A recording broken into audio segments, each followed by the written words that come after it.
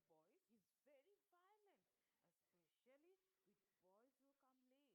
Some days ago, a boy was made to stay on his knees for a whole period in a corner of the class because he came late, and that too after getting six cuts from the cane and having his ears twisted. I wouldn't like to go late to Samuel's class. If he is so violent, why not tell your headmaster about it? They say that even the headmaster is afraid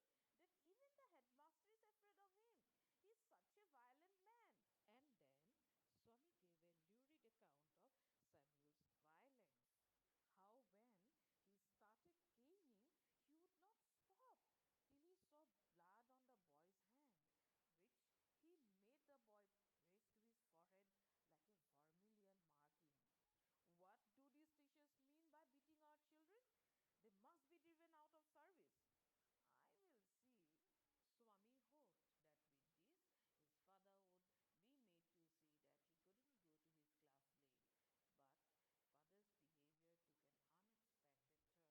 I will see.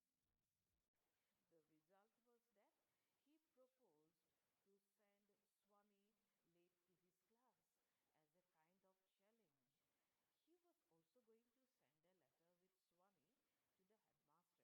his class as a kind of challenge. He was also going to send a letter with Swami to the headmaster. No amount of protest from Swami was of any avail. Swami had to go to school.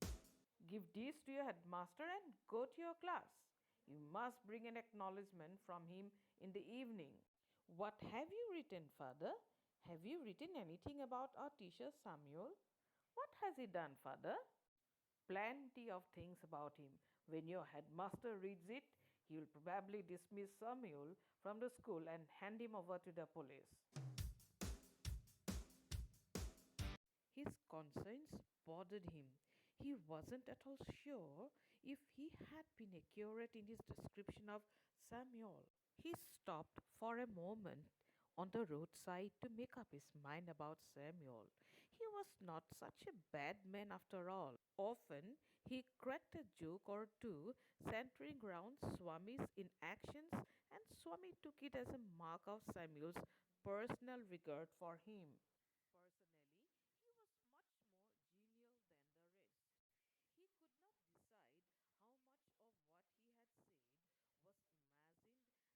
If the letter was given at the end of the day, there was a chance that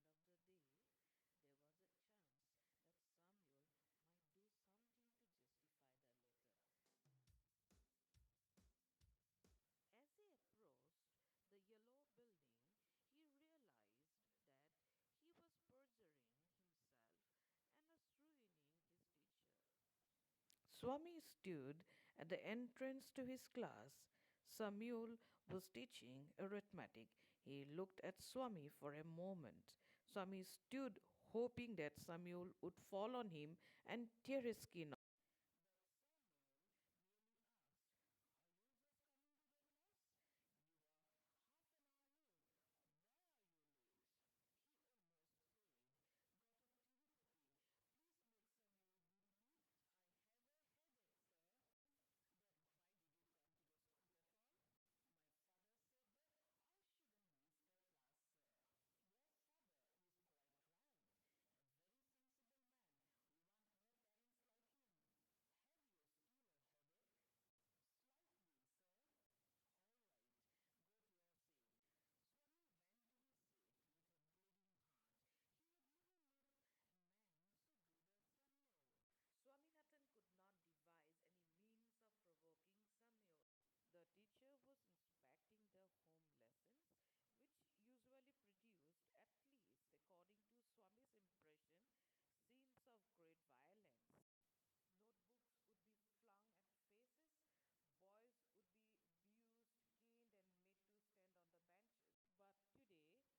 "Swaminathan, where is your homework?"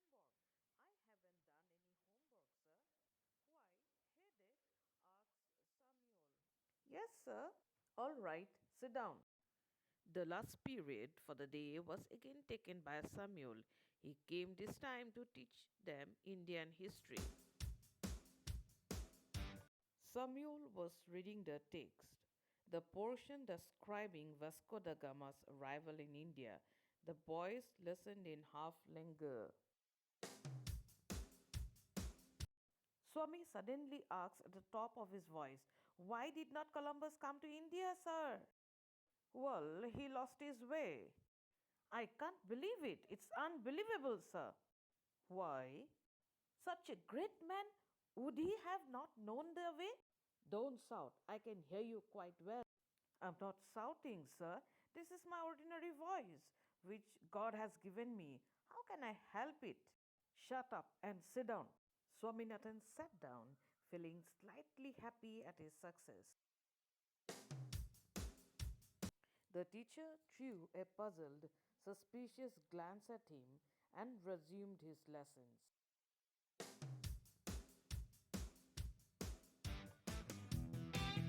His next chance occurred when Shankar of the first bench got up and asked, "Sir, was Vasco da Gama the very first person to come to India?" Before the teacher could answer, Swami shouted from the backbench, "That's what they say." The teacher was puzzled by Swami's obtrusive behavior today. "Swaminathan, you're shouting again." The teacher came to the end of a section in the textbook and stopped. He proposed to spend the remaining few minutes putting questions to the boys. "What's the date of Vasco da Gama's arrival in India?" Swaminathan shot up and screeched, "1648 December 20. "You need not shout," said the teacher. "Has your headache made you mad?" "I have no headache, sir," replied the thunderer brightly. "Sit down, you idiot. If you get up again, I'll cane you," said the teacher.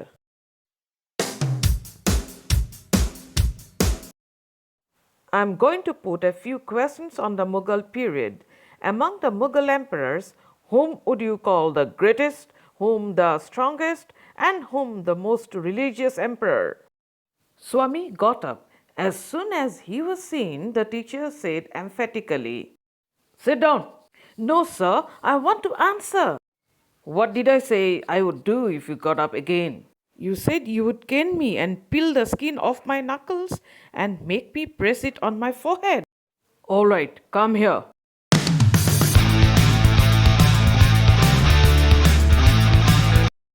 The teacher took out his cane from his drawer and shouted angrily, "Open your hand, you little devil."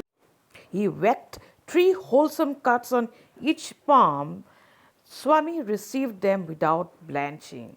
He picked up his books, took out the letter lying in his pocket, and ran to the headmaster's room. He found the door locked.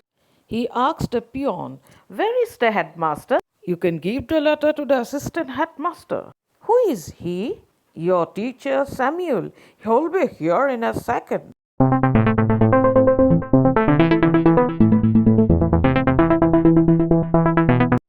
As soon as Swami went home with the letter, father remarked, "I knew you wouldn't deliver it, you coward." "I swear our headmaster is on leave," Swaminathan began. Father replied, "Don't lie in addition to being a coward."